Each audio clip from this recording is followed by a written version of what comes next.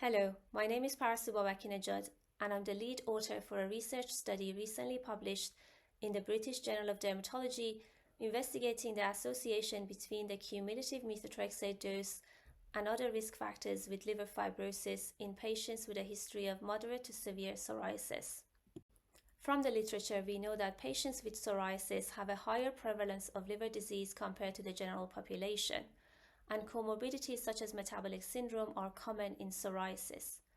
However, there is a paucity of data in the literature on the impact of methotrexate on liver fibrosis, and there is also lack of clarity regarding the frequency and modality for liver health monitoring in patients with psoriasis.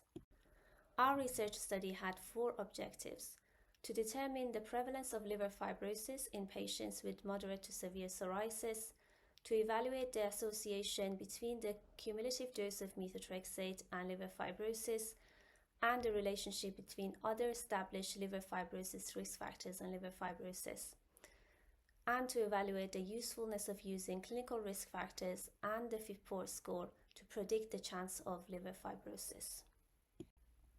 This was a cross-sectional study. 240 participants were recruited and 204 participants were included in the final analysis. All patients underwent transient elastography using a FibroScan to define mild or worse, moderate or worse, or advanced liver fibrosis. We showed a lack of association between cumulative methotrexate dose and liver fibrosis. The prevalence of mild or worse, moderate or worse, and advanced liver fibrosis was 36%, 25%, and 17% respectively.